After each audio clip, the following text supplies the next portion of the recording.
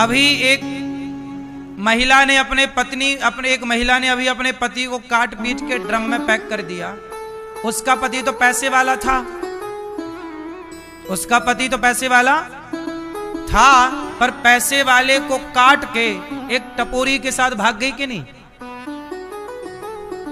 बोलो हां कि ना? क्या सिखा रही है ये कथा? कि आजकल लोगों को पैसे से भी मतलब नहीं है। किससे मतलब है? उनको अपनी हवस पूरी करने से मतलब है।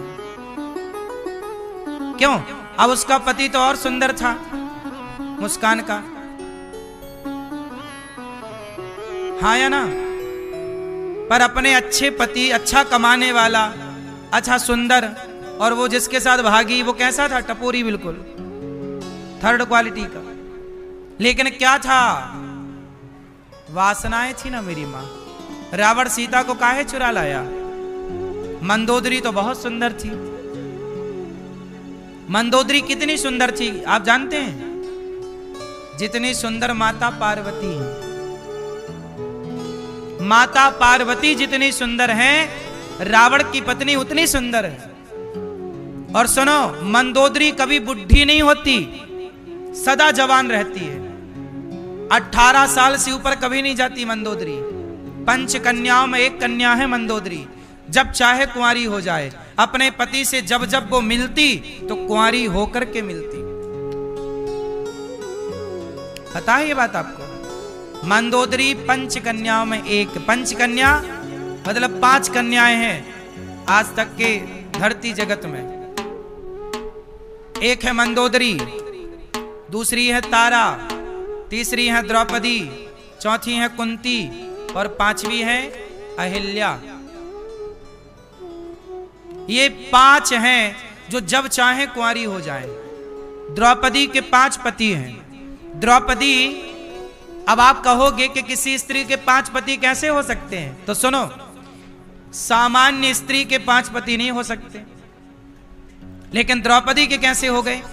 शास्त्रों ने क्यों मान्यता दे दी? क्योंकि द्रौपदी पंचकन्या है। द्रौपदी कहां से पैदा हुई है? हवन कुंड से। वो किसी मां की योनि से पैदा नहीं हुई, अयोनिजा है द्रौपदी। द्रौपदी कौन है? सामान्य स्त्री नहीं है, वो अग्नि से प्रकट हुई है। जब वो अपने एक पति से, जैसे 11 महीने कुछ दिन का टाइम था कि वो एक पति के साथ 11 महीने गुजारती थी द्रौपदी। जब वो भीम से दूसरे पति की तरफ जाती, अर्जुन की ओर, तो द्रौपदी कुंवारी होकर के जाती थी। जब कुंवारी होकर जाती तो उनका दोष समाप्त हो जाता। फिर वहां रहती, फिर उनके साथ रह करके जब वहां से जाती तो उनके साथ विवाह करती, फिर वो रहती उनके साथ उतने दिन, फिर विवाह करती, फिर रहती वो उतने दिन।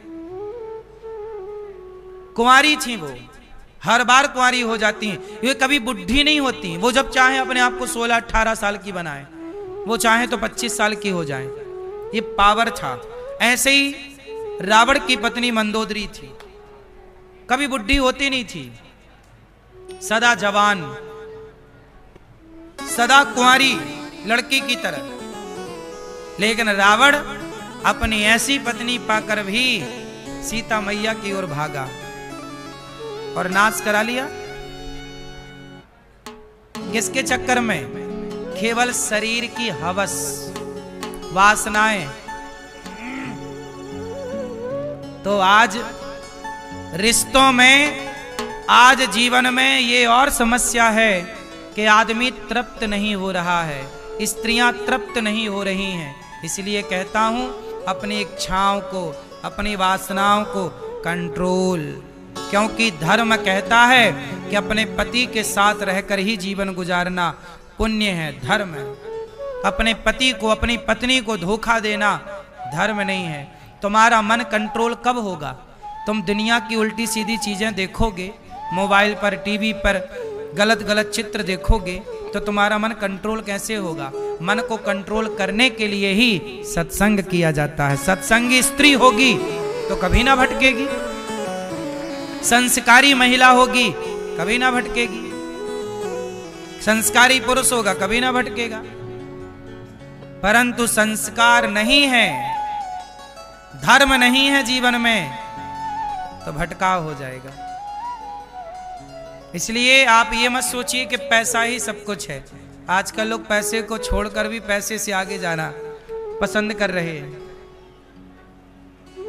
और ये व्यक्ति को कहां ले जाएगा? रावण के वासना ने रावण को गिरा दिया, पतित कर दिया, आज तक पुतले जलाए जा रहे हैं। मुस्कान ने किया तो मनमाना आचरण। किसने सही कहा? उसका केस लड़ने को वकील तैयार नहीं है।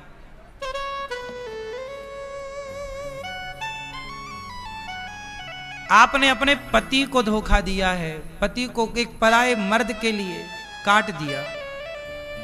स्त्री के पहले के लोग कहते थे ना, स्त्री बड़ी दयावान होती है,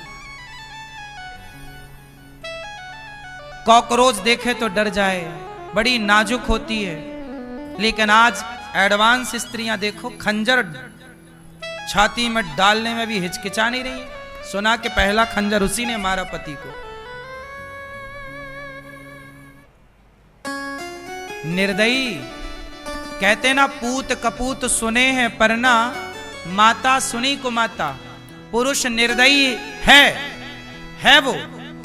पुरुष गलत कर रहा है तो भाई वो गलत कर रहा है, पर स्त्री से ये उम्मीद नहीं होती, क्योंकि कहा ना, पूत कपूत सुने हैं परना, माता सुनी कुमाता। कुपुत्रो जायते क्वचिदपि कुमाता न भवति।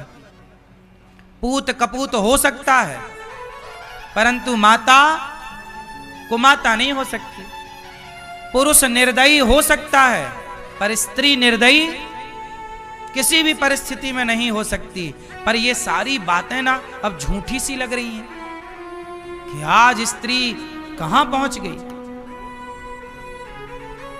इसलिए मेरी मां, लड़का हो लड़की हो, समाज का हर व्यक्ति हो, सत्संग जरूरी है। सत्संग से ही दया विकसित होगी, सत्संग से ही संस्कार का उदय होगा, सत्संग से ही संस्कारों का उदय होगा, संस्कृति का उदय होगा, और आपका जीवन सुखद बनेगा सत्संग से।